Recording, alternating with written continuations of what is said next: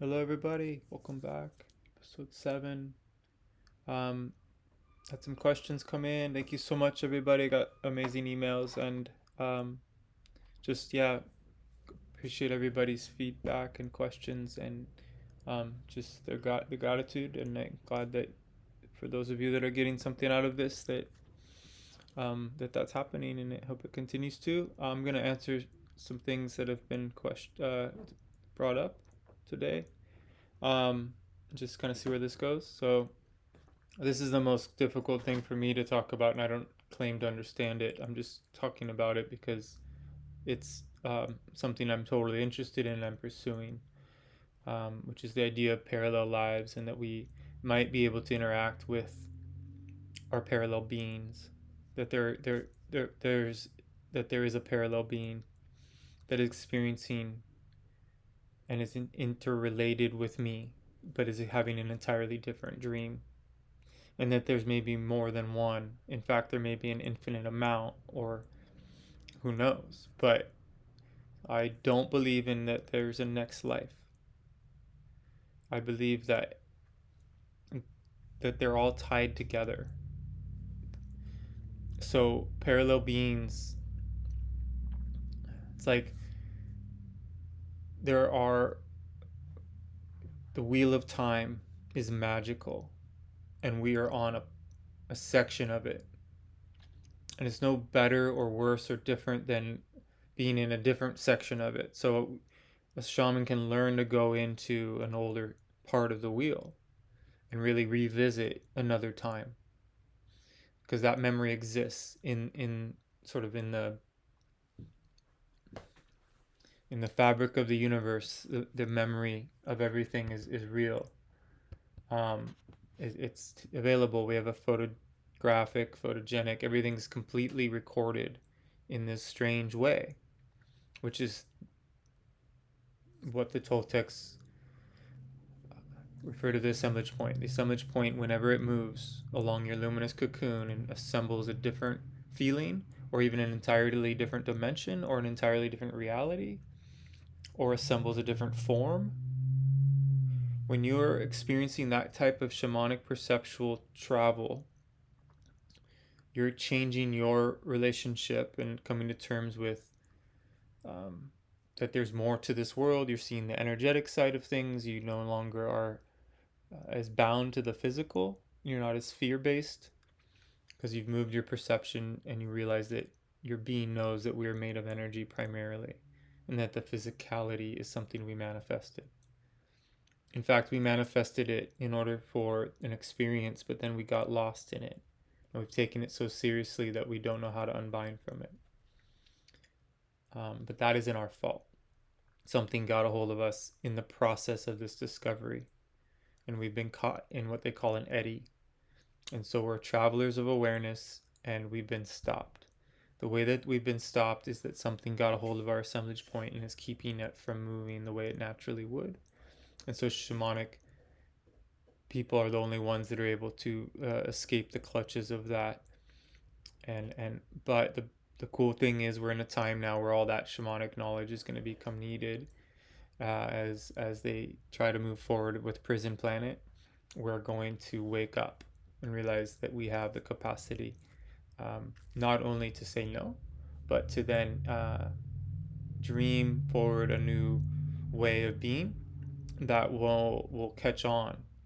We'll all start to be able to see and realize why we're here. But that's all tied to the parallel being and the parallel lives and how they're linked. And so you can go into a different time in the wheel. You can go into the future, into the past. They're happening right now. I promise. It, when you get closer to your parallel being, you can feel what they're going through, and they can feel what you're going through. And you get connected to them. And you can find them in the mirror if you're willing to stare into the mirror for a long period of time and let your world change.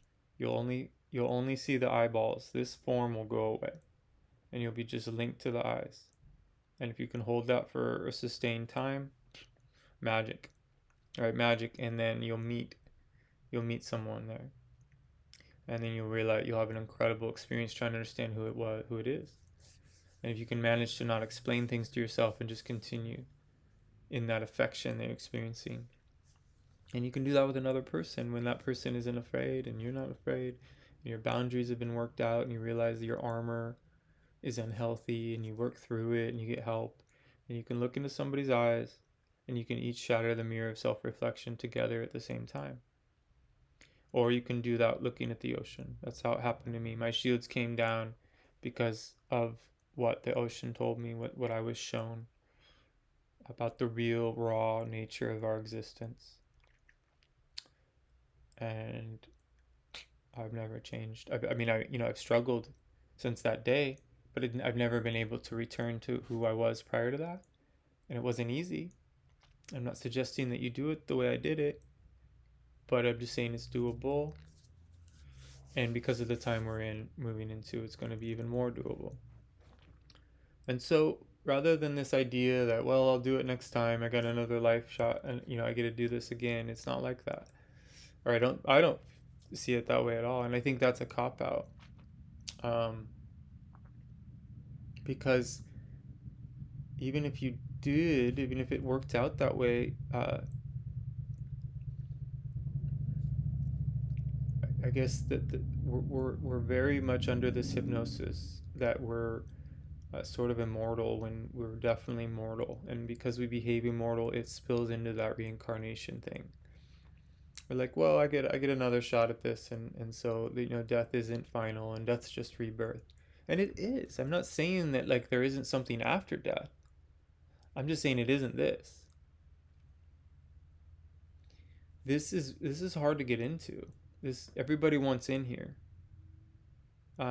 You when you become sensitive to the non-physical world and you start to interact and meet your ancestors in dreaming, and you start to get more your shields are down and you can sense and interact with people that have died that you were close to. um, I've had full communication now with beings that have crossed, and I've developed a connection and a relationship and have helpers from people that I knew very well in this world, and they've become my guides. And it took a shaman and many shamanic training and a lot of shamans to help me establish those guides and come to know them. But when you're working with another shaman and they're channeling your friend that died and you can see it in them and they shapeshift to look a lot like you, a lot like them, that's a big breakthrough. But when you really are in one-on-one without an intervening shaman to help you connect or talk to somebody, there's nothing like having the capacity to communicate all the time with, and and then you're forced to speak your heart and you're forced to break through the walls, and because it's not going to happen if if your ego is going to get in the way of that. And so this is what Don Juan taught, and that's the other thing I want to bring up is the books a little bit more, as people asked.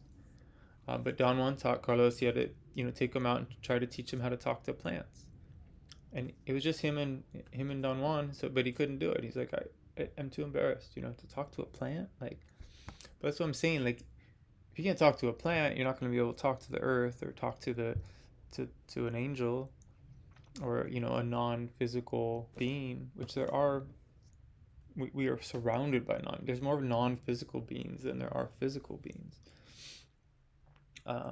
And that's why our shields are so strong. We're not prepared for interacting on the level that we would be interacting in if all of a sudden we didn't have all this hypnosis. So the hypnosis wants to come off slowly.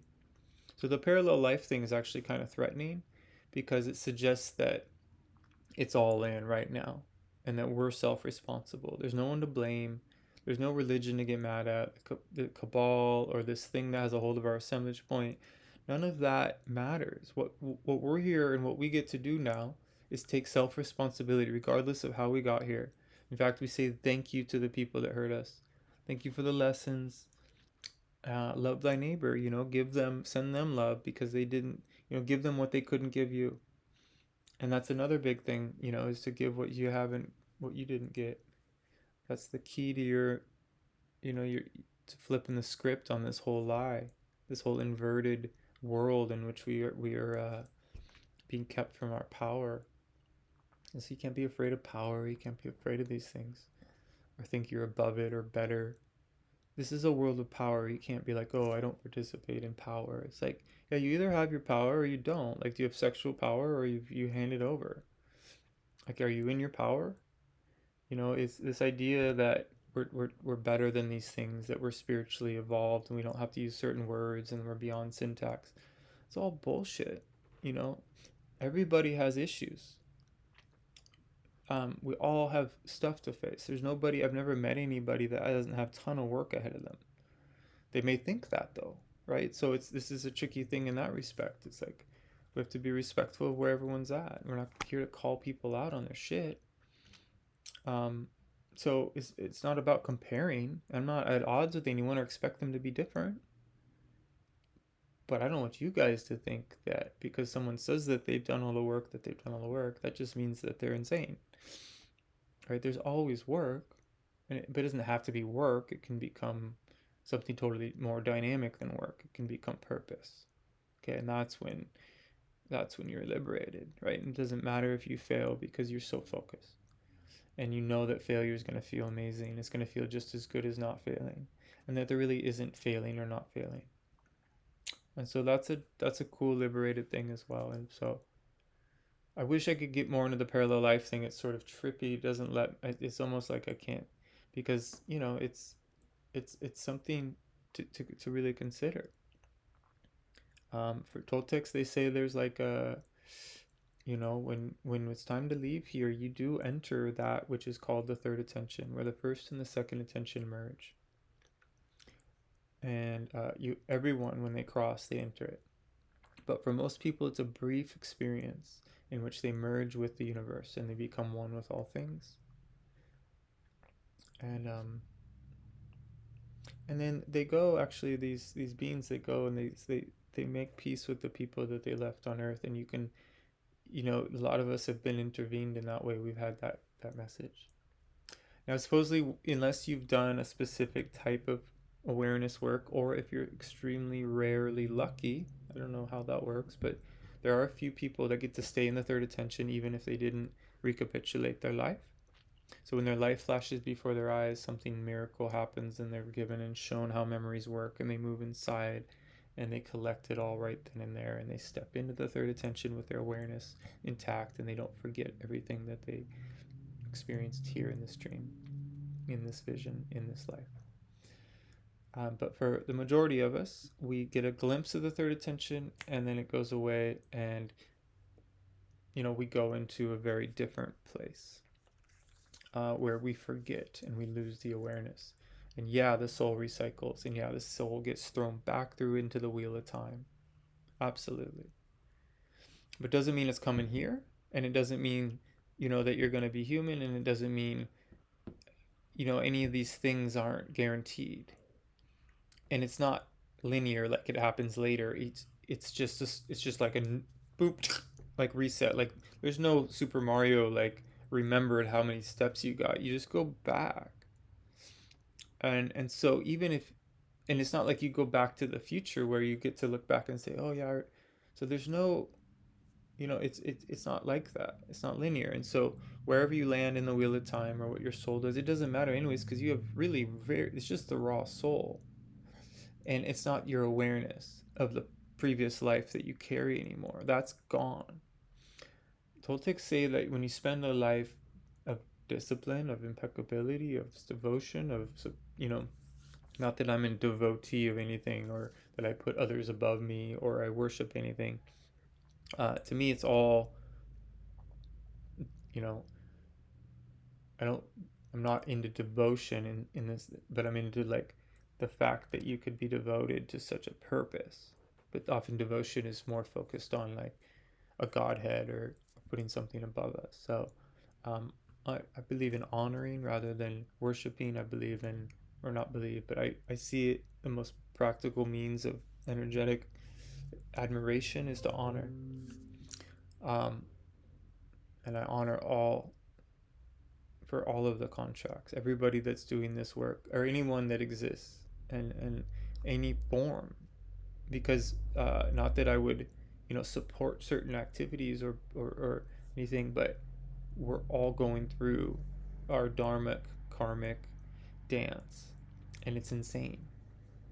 And the confusion that is possible from going from a pure child of light and then becoming a murderer, a rapist, an abuser, a satanic ritual killer, like that confusion that occurs that gets that person to that place. It's That's all it is. It's not evil, you guys. It's confusion. But there is a force here to make sure that that confusion happens. But even that force isn't evil. It's a predator. It's just a force that is consuming luminosity because it's hunting for food. We aren't the top of the food chain. This thing that has a hold of our perception and is keeping us from evolving is a challenge to us that we get to face and evolve and move beyond.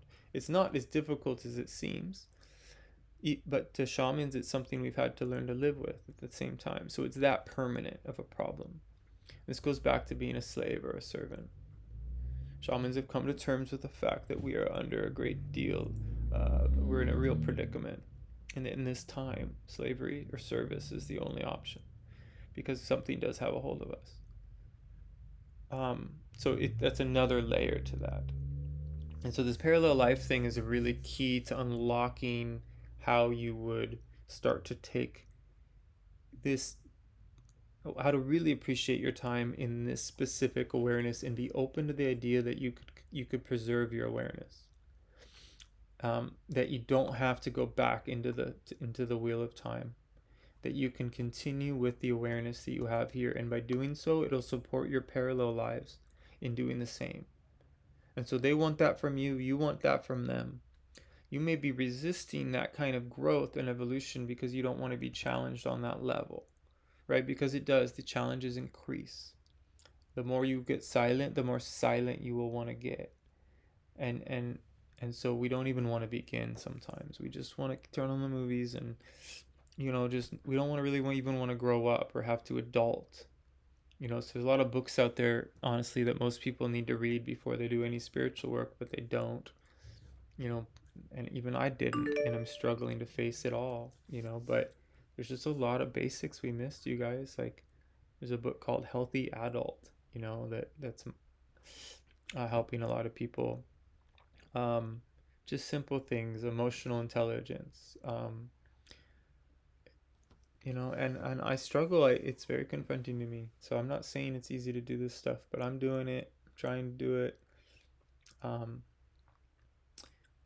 And we're all gonna get more well-rounded, and we're gonna stop judging and getting freaked out when somebody loses their way or becomes out of balance. Like, everyone's where they're at, and everyone really is just, that's it. Like their abuse, their trauma, or their confusion, or how their ego got out of whack, or and the ego can be just like, I'm not good enough, or it can be like, I don't need anyone. I'm beyond everybody.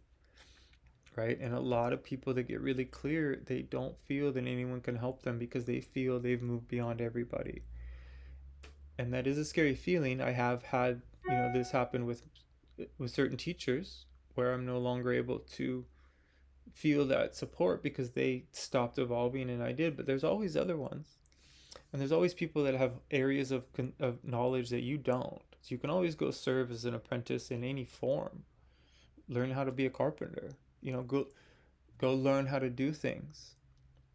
And that's an apprenticeship. It can be shamanic even, like when I teach carpentry, it's a shamanic experience for these people because it's such a beautiful grounding and powerful way to be, and the joy that you can have when you're working in that environment, and just the camaraderie, the intensity, the danger. There's a lot to it. It's powerful. And yeah, so I think I hope I didn't create more confusion around the parallel lives. It's not something I've crossed enough thresholds to be able to explain. I'm not claiming to know these things as much as others do. But as I have my breakthroughs, I had a huge breakthroughs last night where I woke up having fallen asleep in like a dreaming position. I didn't mean to, but I went out all the way, and then I woke up and I was like, oh yeah, I gotta get to like, I'm gonna go, to this other spot. And so I go to the other spot, and on the way there, I just wasn't really in my body enough to be walking. And I was forming the world. The world was building in front of me as I was walking, as if I was in Inception. And so Taisha Abelard talked about this, that when you go to turn around, the world assembles for you as you're turning, because of the capacity of our awareness. Really, it's not there. The camera's seeing what's behind me for you, but I don't know that it's there until I turn to see it. And of course it will be there unless I move my perception in the meantime, and then nothing would be there but the abyss. And people that walk in and out of the abyss like that have what happened to me this morning happen. And I just literally just tears flying out of my eyeballs. It's so fucking liberating to have the assemblage point move like that. And that's all that is. My assemblage point got fluid. I caught it at the right weird moment. I woke myself up at the right time, and made an action that allowed something truly transcendental to happen, that flipped the script on my life forever. So I'm having breakthroughs of that nature all the time because I started doing this work a long time ago.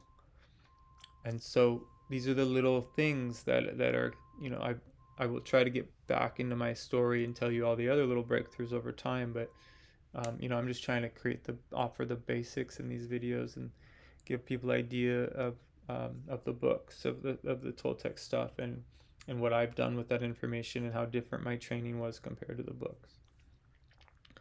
So speaking of the books, people have been asking which book to read, and so for women, there's the Florinda Donna Grau and Taisha Abelard wrote. Um, Florinda wrote 3 books. Taisha wrote 1. Um, Taisha's book's called The Sorceress's Crossing. It's very much about the recapitulation. It's a really good book to read, to understand that, and it's a book you can read over and over and over, and it's got a lot of magical truth in it that's really subtle and hard to even notice at first. And these books aren't going to be that big of a deal for you maybe at first. It's later when you realize, like, your body will receive it. Part of you will receive what's being said if you really let the books move your perception. And if you're not ready for that, if your books aren't moving your perception at all, then there's not really any point in reading them. And that's okay. They will move your perception when you're ready. They move it to the dreaming position of the person that was writing them. That's essentially what's going on with these exchanges. That's why the books are magical. Florinda Donna Grau wrote a book called Being and Dreaming. That would be the first book to read of hers. And then read The Witch's Dream, and then Shabana. Or the last 2 don't matter in order. Carlos Castaneda books, ideally you read 1 through till the end. And you'll find that order online. You can look it up. But it's The Teachings of Don Juan. The second one is A Separate Reality. And then it goes into Journey to Ixtlan and Tales of Power. Second Ring of Power. Power of Silence, The Art of Dreaming. He wrote a book called Magical Passes, which teaches the movements that he unveiled to the world. He wrote a book called The Active Side of Infinity, which is the most important book to read. But I just can't imagine reading that book, having not read the other books and have any idea what the fuck he's talking about. But people do. I don't know why. Some of you will, because you don't want to read 12 books. I get it. I've read those 12 books each 12 times, at least. So, and I still am a novice in trying to even grasp some of the concepts in there. But I'm finally getting to some of the complicated stuff, and I'm seeing it now. I'm understanding what my teacher, who's died previously, had said, and he told me when he was alive, he's like, you guys are gonna fucking kick yourselves for not asking the questions that you needed to ask when I was still here. And that's where I'm at. It's like, oh fuck. But it's just set up that way, and it makes for a really dynamic quest. Like, my purpose is so clear. And it's all tied to being able to re-access my memories so that I can get access to everything I did learn, so that I can move into the next step here, and we're all just on that journey, you guys. I'm no further along than you. I'm no further behind than you, right? It's just different. Uh, we've already arrived. This is just memory that we're in right now, and that's how the parallel life part is understood too. That you can't expect things to happen in the speed in which they actually happen, and so we're being given the opportunity to lay these memories out and play them out in a linear way and experience them and take it all in. You can change that relationship with dreaming, with becoming a sorcerer and a shaman. You get to change the intensity so that it's even more intense. And that takes getting used to as well. So it's not something for everybody, but these little purification processes. So the books, yeah, they're very strange, uh, and to me they're the first books that have ever been written that are not coded, that have true knowledge. Like the Bible's coded as a manual and leads to incredible gnosis, right? If you can read it if you can read the allegories, if you can read the codes, um, it's powerfully done. You know, it's old, way older than we are told. Like clearly, and the Toltec knowledge is old, right? And it's been private kept, and so because the lineage came to an end, the universe made it so that this knowledge would be available, and it became available. And now it is, and now people have gone off with this knowledge and gotten themselves into some problems because it's very powerful. They've got themselves into some beautiful things too. Like I know some really unique people. Um, I got hooked up with people that tried to take this knowledge and, you know, they tried to be, instead of play the tortoise role, they went into the hare mode, and they were so far out ahead of where they really needed to be in order to be with their basics and be with, you know, with their heart. And they just got into the power trip, and that is a danger to this work, is that when you feel that energy, and especially if you're really gifted at it, you just like you just you just don't relate to the world, and you just want to do the work, and you kind of just, you know, can end up avoiding all the triggers and all the shadow work that you need to be doing by just becoming a hermit or starting your own little cult, right? So that people look to you and lend you their energy so that you can keep doing all this cool shit, and then honestly it just turns into an insane nightmare for everyone involved. So don't do that. um, but I do recommend, still, that doesn't mean you shouldn't train with powerful people. It just doesn't mean you need to follow them or go move in with them and give them all your money. This isn't like that. You know, let's accept that even those people that are out of balance in that way have things that they can teach us, and we can go hang out with them, and it won't be a big deal. Uh, but you know, you'll start to see the entrappings, and you realize, oh yeah, this doesn't work. You realize how the ego gets involved, and there are places to go that aren't like that. I'm not saying that that's everywhere, um, but then the places to go that aren't like that are probably new, and they don't have any idea what it's like to have a community. And then so that's gonna, they haven't gone through the lessons and the challenges of that, which is always difficult. There's no like, you know, just it, so that's all difficult stuff. I've been through a lot of that. That's why I live alone. um it's critical for me to be alone at this point in my dreaming. um Even when I travel and stuff, and like even when I go to workshops, it's like insane. Like you're supposed to hang out with four people in a hotel that you know, to save the money, right? I can't. I rent my own room. It's way too valuable to me to be able to be in total silence, while especially coming down from the intensities of these workshops at night. Like I need that. And no, it's not a blindfold and earmuffs. I mean, I need to be able to do my movements in my room alone. I'm a I'm traveling at night, you know, doing really powerful stuff. I'm not gonna sacrifice that time, but I'm willing to work hard to make the money to make sure that that's my experience, and so it's no big deal. Uh, but that's what I mean. Your ego will tell you, oh, I gotta save money, so I gotta stay with these people, and then you miss out. Your whole fucking week is sabotaged because you're pissed at the person that did this, and you're just not comfortable, and you can't sleep, and like you gotta take care of yourself if you're gonna do this work. And that would look selfish to people, right? That's not commune. You should share your money. You should, you shouldn't spend money on a hotel. You should sleep wherever and just be. It's like, no, dude, I'm focused. I'm in this world for a reason. I'm not here to spiritualize anything. I'm in a practical application of learning shamanism. And when I go to New York to learn shamanism, I'm learning just as much shamanism as I would be learning it from a shaman in the jungle. It just depends on whether you're working with a real shaman or not. Some of them teach from a skyscraper. Some of them teach from the jungle.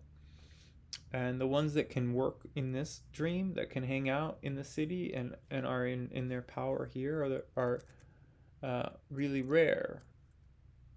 So it's okay to learn from them. It's also good to go and learn from the shaman in the jungle. You just don't want to be caught in either one. You don't ever want to be something you're not, right? So your journey here isn't to become like somebody, it's to learn. And then your dharma will present itself. Otherwise, you're just in a cult. And we're all in a cult right now. We're all in a cult of propaganda. We still are referencing the media for what's going on in the world as if there's anything to gain from that. So even if we're just like, oh God, it's getting scary because of what the media is saying, it's still allowing us, even though we know it's a lie, it's still allowing us to be in that program. And so how we get out of this cult is delicate. It's, in a sense, that's what I do for people. I dehypnotize people. But I'll be honest, as I start to really dehypnotize people, they start to get angry. They don't really want it. And so I have to be careful, and I am. I take responsibility for that. I know how scary that is. I get why that anger occurs, yeah. Um, it's a real thing. It's uncomfortable on a big level.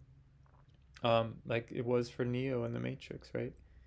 But a lot of you think it's time to just go into the jump room. Like you're watching it, you think, well, we got to go in the jump room. It's the leap of faith. And it's, oh God, you guys, you haven't learned the Kung Fu part yet. Right? You gotta start where you're at.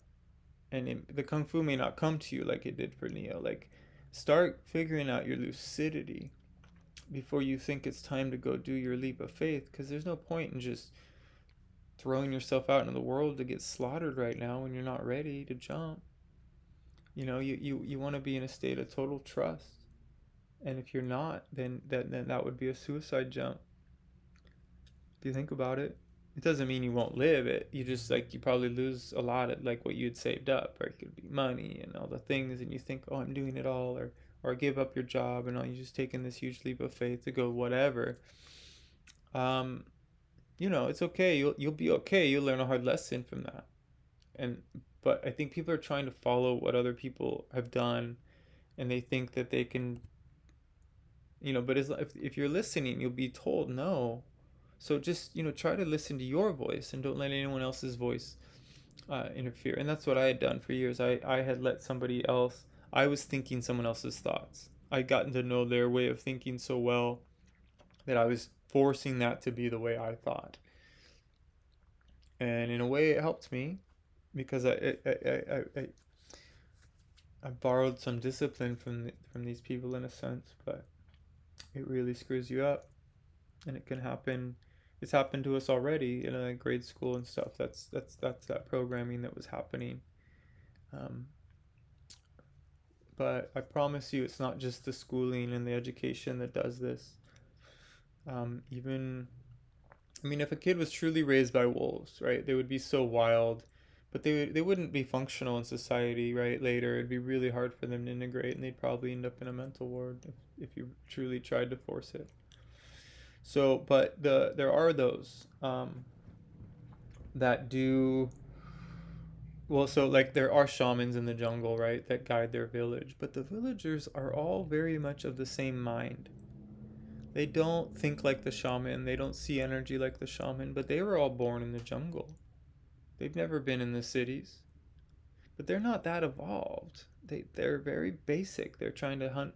They're getting their plantains. They're doing their thing. They don't live long lives. They have a hard life. They're not shamanic. There's usually a shaman or more in the tribe. And those shamans have an incredible life. But my point is, it's the same thing there as it is here. Shamans here in New York or Seattle have incredible lives, while everyone else doesn't even know they're suffering or can't even admit they're in pain. So that tells me that it's not the cabal that's done this, you guys. That Toltecs are correct. That something has gotten a hold of our assemblage point on the outer layer of our luminous cocoon, and it's keeping us from moving it, making it more difficult. And if we did, we'd be assembling in other dreams, and we'd be traveling and being able to locate anywhere on the earth at any point through dreaming. We'd be able to do all kinds of cool stuff that dreamers are doing right now. But you and I and others are going to start being given that training. And it sounds like, what do you mean biolocate to another part of the planet? Dreamers go to sleep. Advanced dreaming, they go to sleep in one part of the world and wake up in another. And they literally have to figure out how to get back to where they went. Like, they have to get a plane or whatever. Uh, it may sound impossible to you, but it's just simply not. And that's, as technology rises, as AI rises, and we have access to all this stuff, so will the shamanic. So we will absolutely meet, and this is how we're going to accelerate our evolution so fast. The veil's lifting. We were always powerful. We're finally remembering. We're going to remember our ancestors. We're going to hear their voices. We're going to communicate with the forest. We're going to be in tune with our body. When I work with clients, I talk to their body, and I prepare their body for the changes that are coming, and the body loves it. The body wants the liberation that I am speaking to it about. It wants the feelings to continue to evolve. And so, if you let your body listen to this, it will start to long for what, my being is sharing and others are sharing. And in that, you can really, let that jolt you, let that pull you. And then, your body will actually want it so much that it'll override your mental. Because your mind isn't your own. This thing that got a hold of our assemblage point gave us its mind. It's called a foreign installation. It's really obvious once you see it. Our amygdala is being interfered with. You got to come to terms with the fact that we're not just here and nothing's going on. Now, it doesn't mean that this is a bad thing at all. It's just the perfect opportunity for us to snap out of it. And you got to build the kind of strength that allows you to perceive these things without overreacting, so that you can come to terms with our predicament, so you can start on the path of freedom, so that you can free others, and we'll just spread the love in that respect.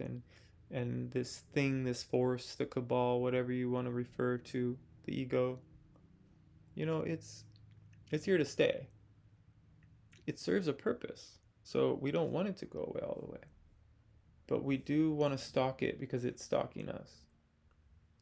And then we need, sometimes typically you would need someone to help you stalk the ego.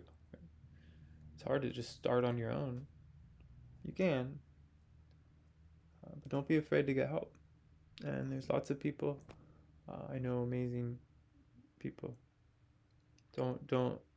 Just, we think, oh yeah, I can't, I'm not going to bother, and I'm going to wait, or it's not something that I can afford, and and it's not about money either. It's just, the thing is that, like, we often are so unconscious of the things that will change our life so quickly, and so we're not willing to invest our time or money in things that, would change us. In fact, we just get caught thinking, no, I know that, what's going to work for me is as soon as I get to Hawaii, I just need this vacation to Hawaii. Or, as soon as I get laid, I'm just going to, everything's going to be okay. It's whatever it is you've determined is the next thing you need to do. The ego just is so capable of hijacking your whole life forever. So the sooner you get around to facing the shadow, there will be a breakthrough that will make it so that don't feel the stagnant energy anymore. And that's all I want for everybody, is that liberation. So I hope this was something, of benefit to you. Please keep sending questions, and thank you for all of, yeah, all the kind emails, and it's great to meet all of you. And I'll be in touch. Let's do this again soon. Okay, be well.